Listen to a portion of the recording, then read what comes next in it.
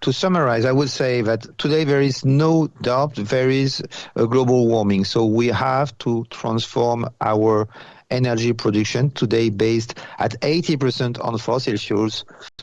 And the best solution is today renewables. And as I said, we can't make electricity with wind or sun. We have to use these transformers made of metals. So the kind of quantity of metals we will need is really important.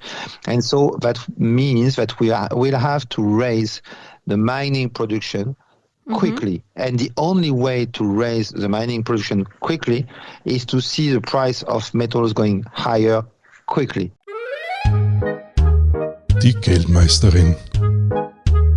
Der Finanzpodcast mit Julia Kistner.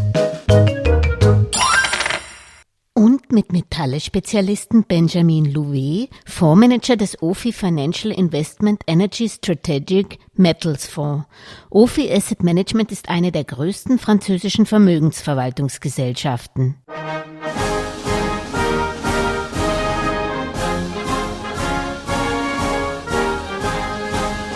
Benjamin, nice to have you here as guest of Geldmeisterin.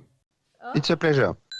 To manage a commodity fund is quite fun now, because you had really nice performances since the beginning of the year. Yeah, it was fun at the beginning of the year because markets were sharply up, talking about energies, talking about also agricultural commodities and also metals. Everything was higher and higher. But then things changed after China decided to put in place its zero COVID policy. And then we saw a lot of downside move in different commodities. First, in metals, of course, because as you may know, China is responsible for almost half of all the metals consumption in the world. So when China is slowing, the rest of the metals market is not in a good shape. For example, you can see that usually China uses some zinc, but they never export it.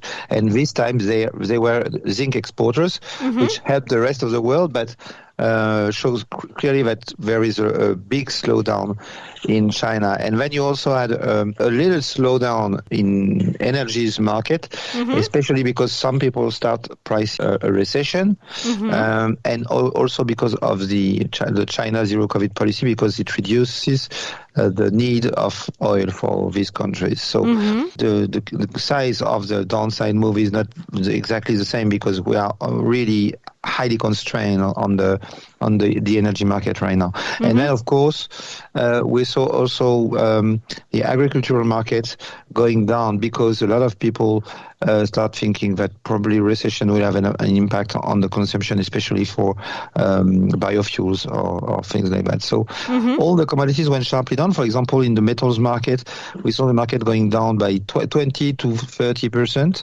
Now, since the last 2 months, except for precious metals.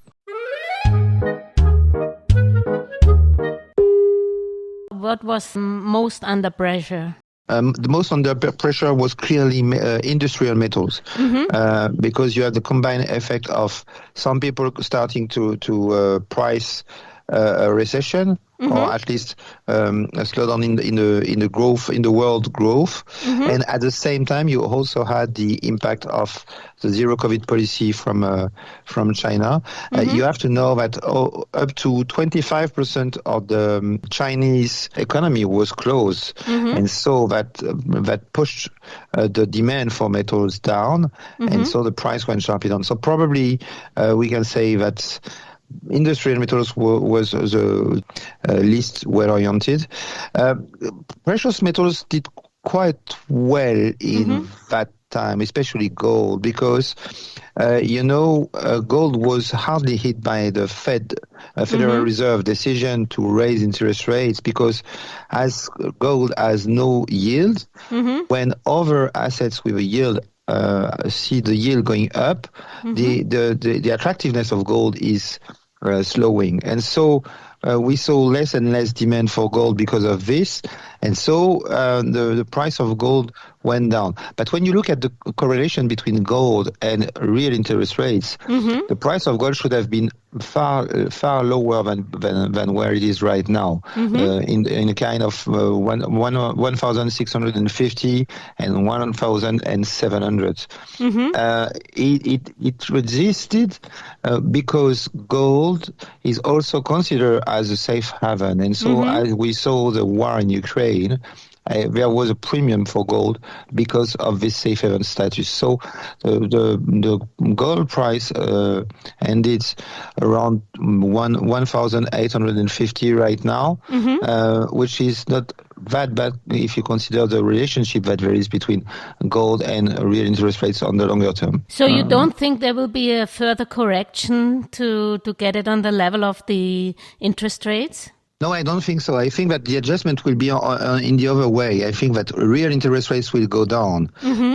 So probably the Federal Reserve and central banks will keep going higher, raising their rates higher. But the thing is that what is important to gold is real interest rates. Okay, and real interest rates is a combination of nominal rates from the central banks and inflation. And first, I think that people are underestimating right now the inflation that we could see in the coming years, because I think they underestimate the impact of the energy transition, for example, on prices, especially on the price of metals, and that is a topic of our new fund.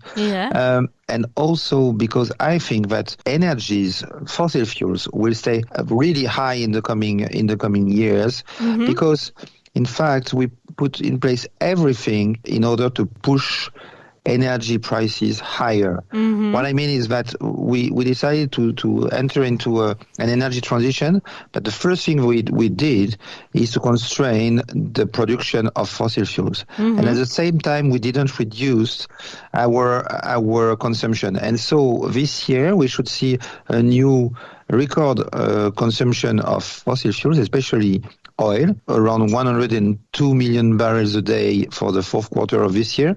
And at the same time, production is under constraint. And so when you have too much demand and not enough supply at one time, you have to raise prices in order to do one of these two things. First, incentivize producers to raise their production. But today they are not incentivized at all, because every government right now say that we have to get rid of fossil fuels. So how, when you are an oil company, you can decide to invest in projects that will be there for 20 years when somebody tell you that we will have to get rid of your product. So they are not incentivized. So you have to do the other way, which is to reduce the demand, to destroy the demand. And for this, you have to see the price going higher. And here we have a problem, because French governments, and I would say almost all the governments around the world right now, are quite schizophrenic. You know, they try to limit the oil consumption, but at the same time, when prices are going higher, they subsidize the consumption. And so that means that it cancels the price signal. And so you have to see the price of oil and gas going higher if you want to destroy some demand. So definitely I think we will have a lot of inflation first. And on the opposite, I think that nominal rates can't go that much higher than inflation. So we will have to keep low real interest rates, or even negative real interest rates. Why? Just one word: indebtedness. Governments around the world today are highly indebted. If you take the example of the United States today, they have a debt to GDP ratio of 120%. What does that mean? That means that if the real interest rates are going 1% higher, you will have to pay as a complementary interest on your debt 1.2% of your GDP in complementary interest. So it's unbearable. So I'm definitely convinced that these governments these central banks will have to keep real interest rates low or negative for a long period if they want that governments can cope with the high level of debt. And finally, they will have also to take into account that we will have to finance this energy transition. When you look at the International Energy Agency report published last year, called Net Zero by 2050, a roadmap to neutrality, they expect that today we have $1.3 trillion of investment in our energy system a year. They say that we should invest $4.2 trillion a year. So we will have to invest a tremendous amount of money in this energy transition, the kind of amount that could be only financed with the help of governments. So they will still have to make new debts. And so I'm absolutely convinced that central banks will have no choice but to keep real interest rates low or negative in order to cope with this situation. So to summarize your perspectives, it's that we will see inflation rates in which dimension then, and what will this mean for example, energy companies? They don't invest, as I get it right, in fossil. They would have to do this, but there's no perspective because there are no incentives.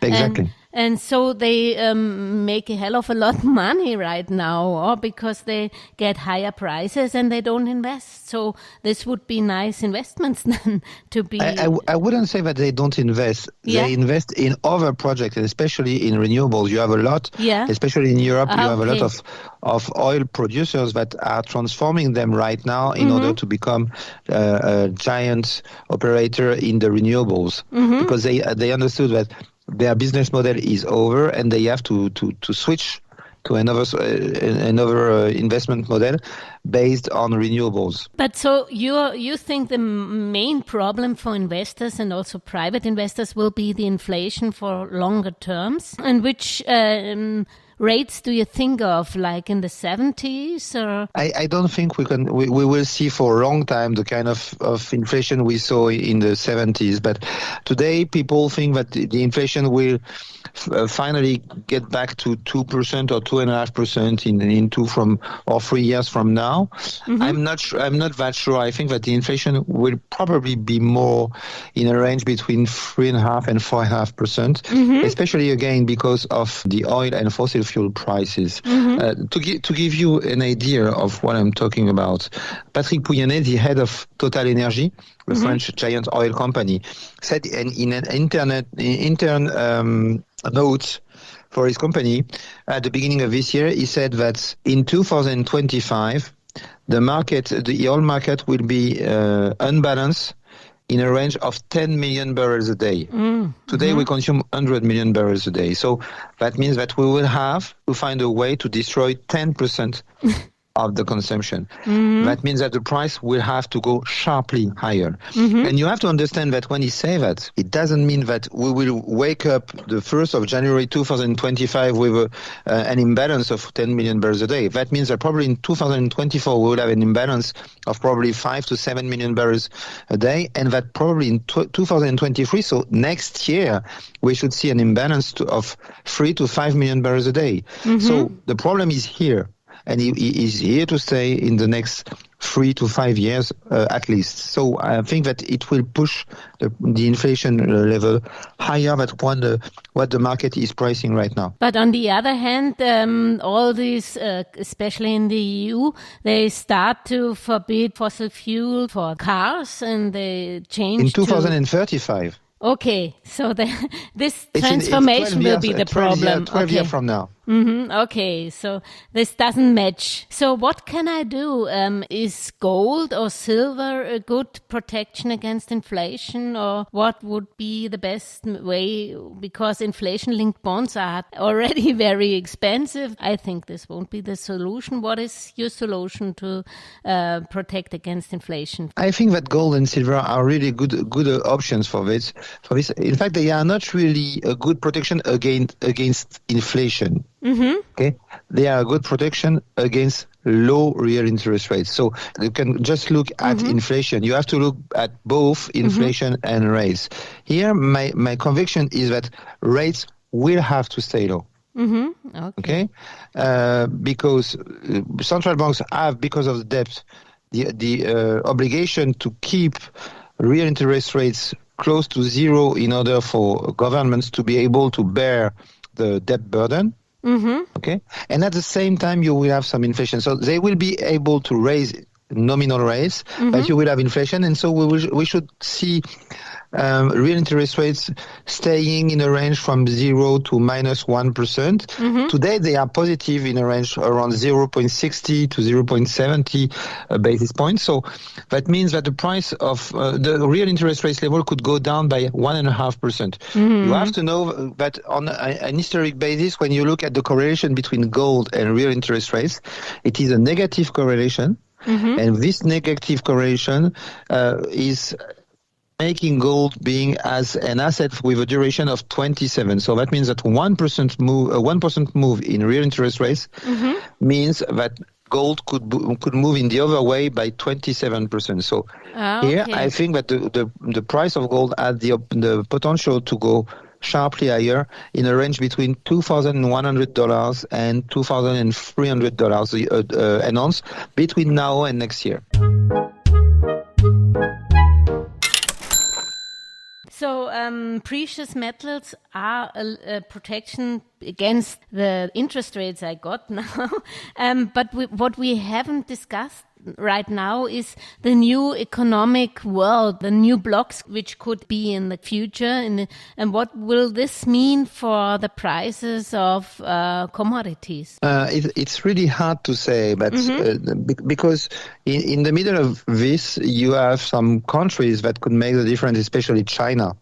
China today is in between these two blocks, so it's not very easy. But one thing for sure is really important, which is that Russia, because we talk about Russia mainly, Russia is a main producer for fossil fuels, especially for gas and for oil, and it is really difficult to make the economy work around the world without fossil fuels coming from Russia. We say that we can find a way to do it differently, but that means that we will be able to find the kind of volume we need, but at what price?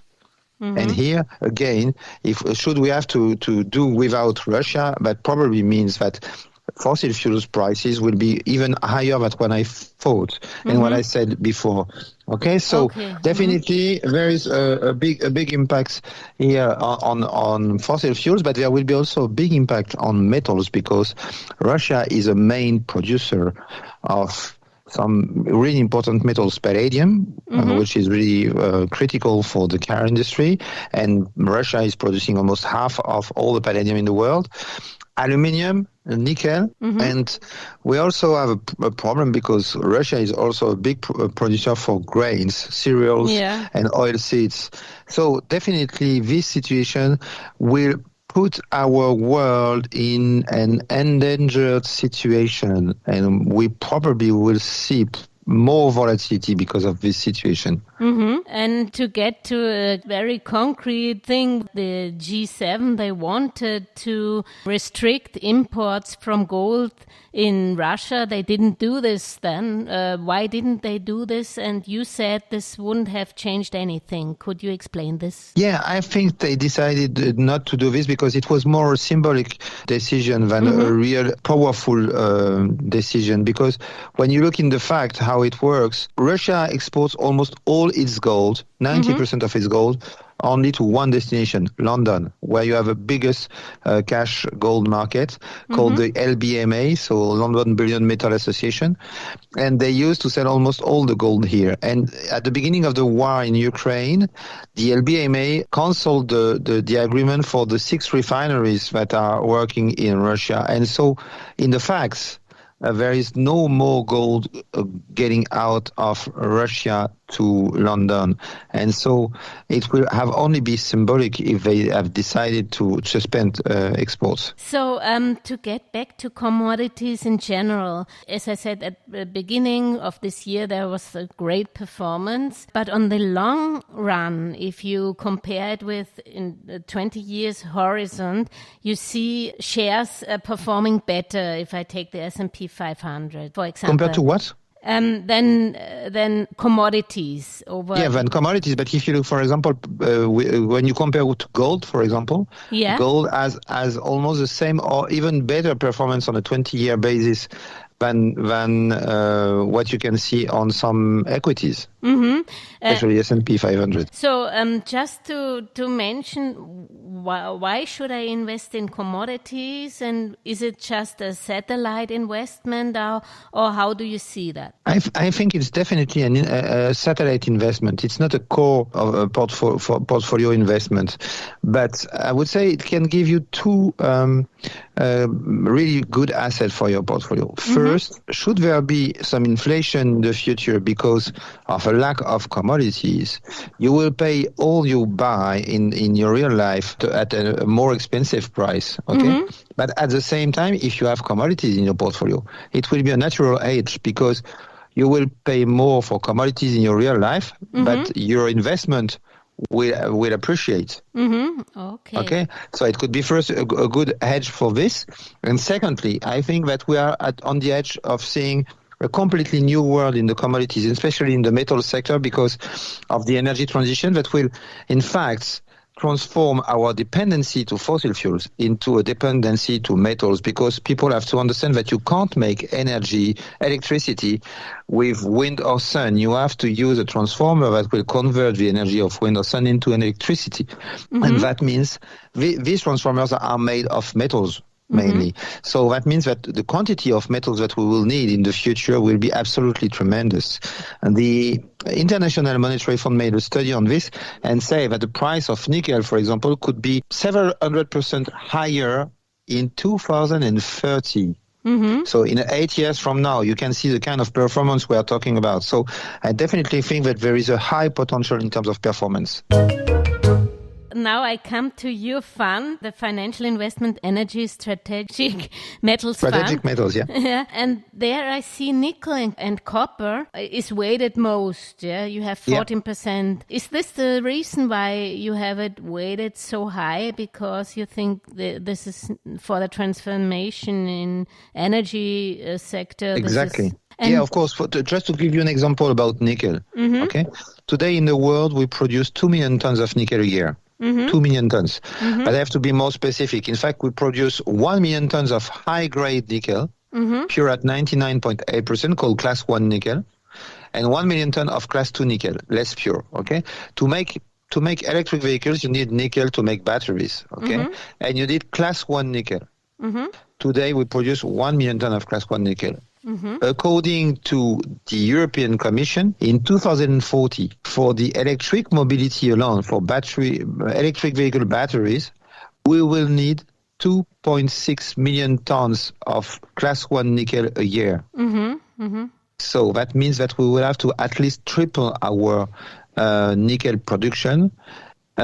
And even quadruple, because we still need nickel for something else. Today, 75% of all the nickel in the world is used to make one thing, steel. And we will need also more steel for the energy transition. So we will really have to raise our nickel production. And to do this, you have to incentivize miners. And the only way to incentivize miners is to make the price of the nickel being higher.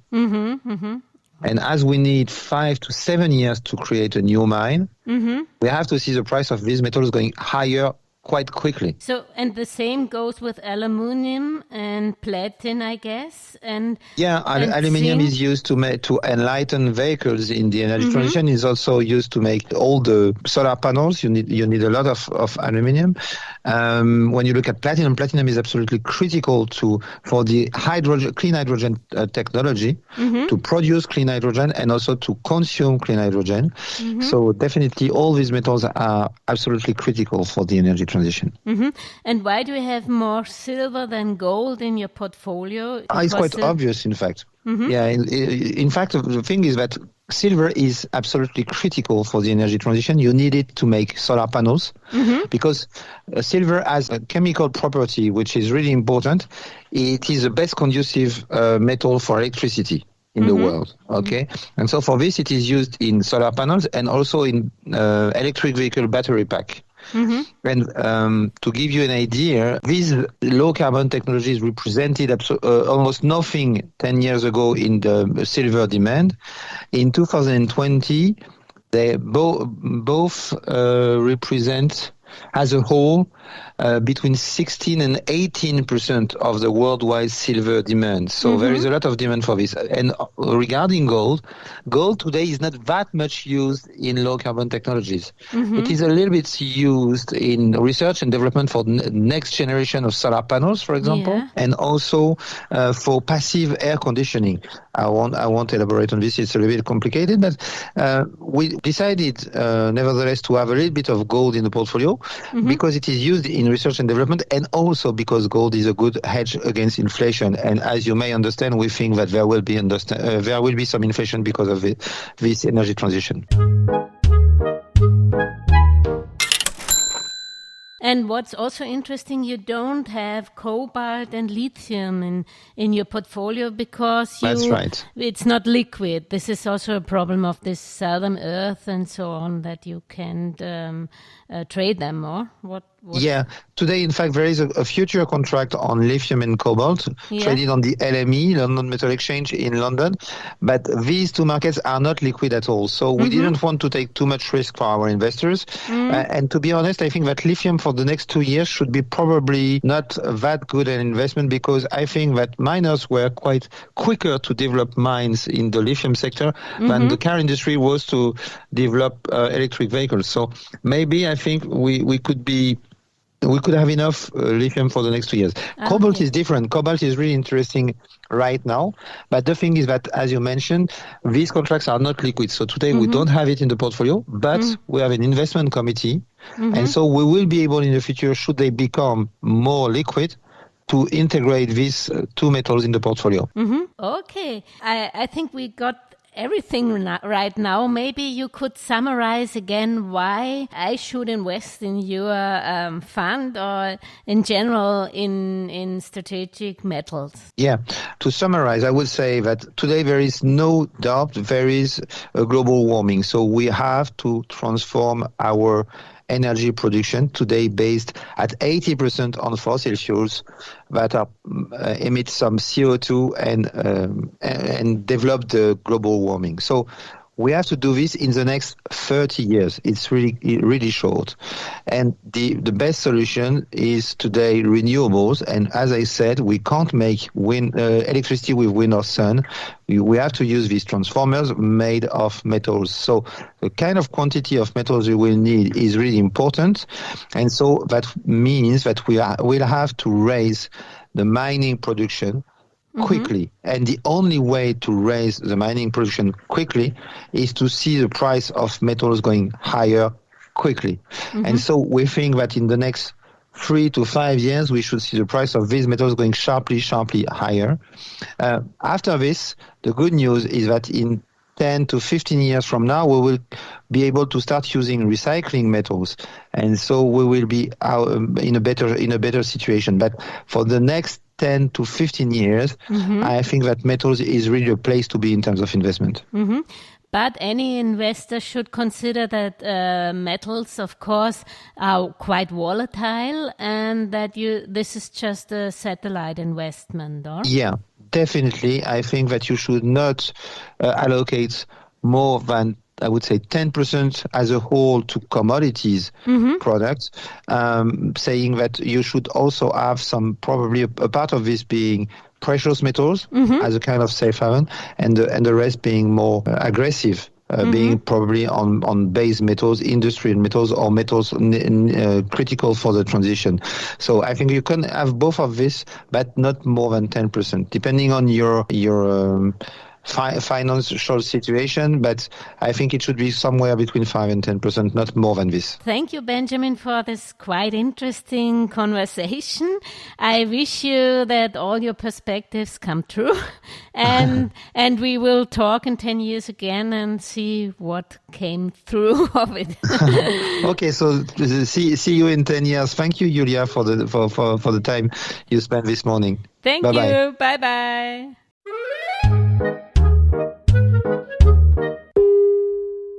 Über aktuelle Börsenaufreger und Ereignisse berichtet Werktag für Werktag übrigens die kleine Podcast-Schwester der Geldmeisterin, die Börsenminute.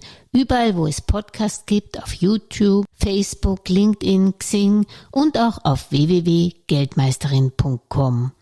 Eine erfolgreiche Anlagewoche wünscht euch die Geldmeisterin und Julia Kistner. Und am Schluss noch der Disclaimer.